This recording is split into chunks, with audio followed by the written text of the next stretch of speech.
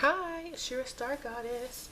Vlogtober day 27. Okay, so I have a story, but it's not gruesome or anything, but it is about when I used to work in the funeral home.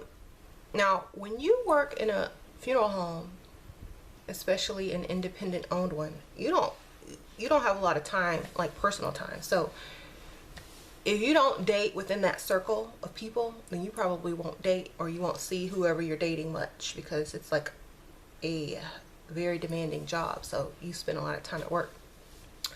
So of course I dated a few people that I worked with, of course, but the thing is, when you have to work with someone that you date or hang out with, it's funny because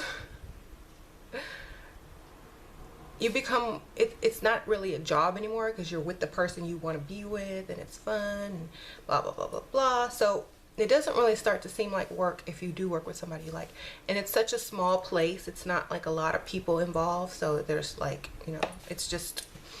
But the thing is, okay, so there's one funeral home. I was dating the son of one of the owners, and he was cool, and we were just hanging out. It wasn't anything serious. I mean, I was young, I'm gonna try to get married or anything. So his father, he was once dating the other lady that owned the funeral home, and he broke up, and he got remarried and all that stuff.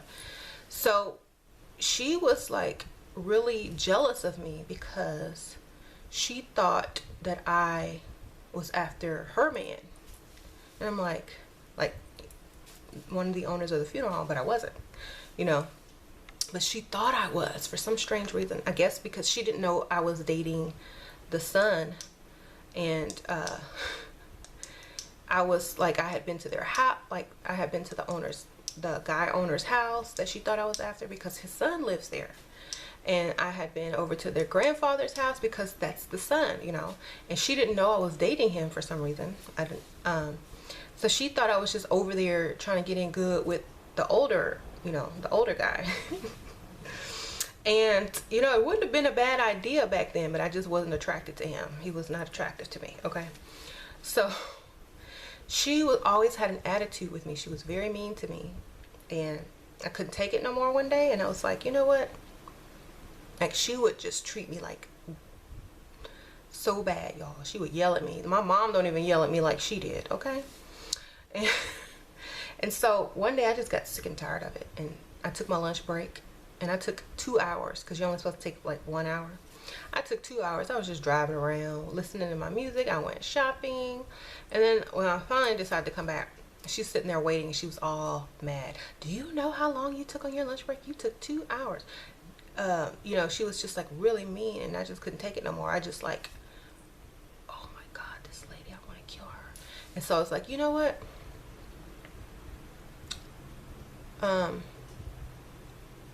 I said, you know what? My mom is not as mean as you are to me. I mean, and I'm her daughter, and the only person that's supposed to scold me or discipline me is my mother, okay? I said, you don't have the right to talk to me like this. You really don't. And she says, you don't tell me what I'm gonna do, and da da da da da da da da da. I was like, okay, well, I don't have to work here anymore. I can quit. I don't need this job. I was like, so she says, well, come talk to me in my office. So I call my mom before I go up there, and I tell her what's going on. And she says, when you go in there, make sure you record her conversation. And I was like, okay. So before I could even get up to the office, my mom already calling up to the funeral home, y'all. And she talked to my boss, the lady that was so rude. She cussed her out. She's like told her all this stuff, and just mean. Like, my mom was like, you don't talk to my child that way. That is a person, and you're just so rude. She comes home every day talking about how mean you are and blah blah blah blah. She told her about herself. So that was hilarious. So when I went to the office, she said, well, your mother called. I was like, oh my God, because my mom is crazy, y'all. And I was like, I already knew I was gone. She's like, and I think you need to pack your things to go. I was like, I think I do too. Bye. And so I go downstairs because it's a two-story, and I go downstairs and I pack all my stuff, which is not much because, you know, I didn't have much there. And I told the receptionist, I says, well, I guess it's time for me to go find a rich husband. Because I'm not working anymore. I can't deal with these people. I said, I can deal with the dead all day long, but it's the living that I cannot deal with. Okay. So she was like, I don't blame you. I don't blame you, because she got yelled at too a lot, but she needed that job, so she had to take it. She would be crying on her lunch break all the time. And so, like, actually 2 weeks after I quit that job, I met my husband. Law of attraction, right? So the greatest revenge story of all time, y'all want to hear it? Okay. And it still has to do with this same lady, y'all. So years and years later, like maybe 8 years later, I'm married, got kids, and my husband's friend passes away, and he's like this really, really wealthy architect. He built like a bunch of stuff in Houston. He's like really well respected, and he's like a millionaire. So we go to his funeral, and like Congresswoman Sheila Jackson Lee is at the funeral. It's in this really nice church, like one of the nicest churches, and it's packed with like all of these well-to-do elite people of Houston and stuff like that. So me and my husband walk in looking like, really nice, dressed up, and guess who's doing the funeral? Her. And she had aged very bad. She had gained weight, and she was still working. And she saw me, and I made sure she saw me. I made eye contact with her, and I smiled. I said,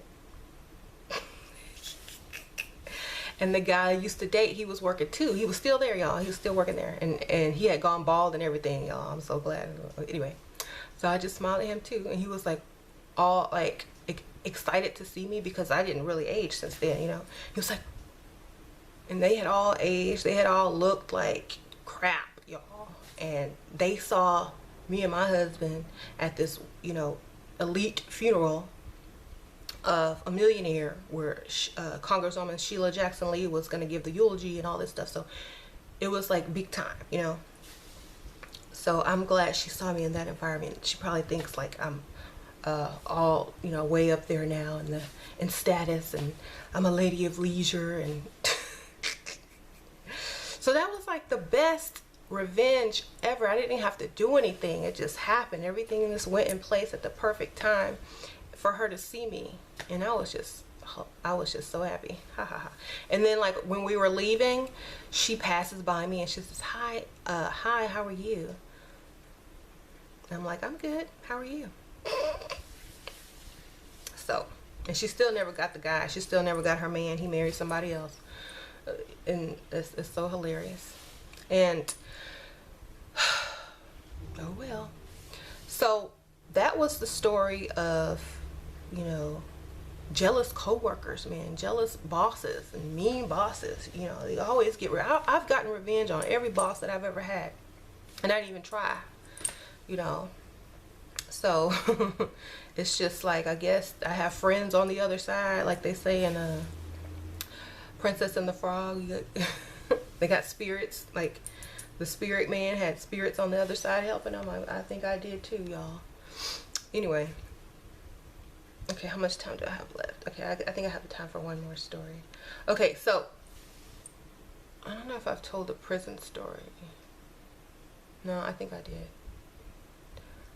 When the guy got stabbed in prison, he got shanked a bunch of times, and like stab wounds, they're like this little, and there was such just like a bunch of them, like all on his organs, like but like on his abdomen, there was like these little bitty slit marks, and I'm like, he died from this? And yeah, you can die because you bleeding internally, and you get your organs, and then blood poisoning.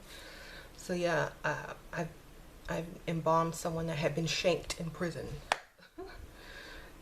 Crazy, right? And let's see. I think, I don't know if I have any more. I think like, oh, I used to play on the little piano. They have like a chapel in one of the funeral homes, and they had a piano in there. I used to play on it all the time, and they had a microphone. And me and, like, when the boss was gone and it was late, me and my coworkers used to go in there and do like karaoke. And he knew how to play the piano, and I would get on the microphone and sing and pretend like, you know, I was a singer. And we'd just be in there singing, like doing karaoke, and like where they hold funerals at. And sometimes there'd be like a casket there, and the dead person would be in there, and we would still be in there playing on the microphone and singing. And like sometimes, like when I'm driving the hearse to the cemetery, I don't, you know, I need some music, because sometimes it's a long drive. So I have on my rap music, my R&B, and I'm singing. I'm like turning it up loud. And so I'm like, this is your last chance to hear music. You know, in the back, I'm talking to the deceased person. And so I was like, I hope you like it. And I'd just be singing, and, you know, it was hilarious. And, okay, one time I got picked up in a hearse, y'all. I was driving a hearse back from the funeral home. I mean, from the cemetery back to the funeral home after the funeral. And I'm driving, and another hearse passes me by. And they were like all looking in the window and like looking at me, and I really didn't notice.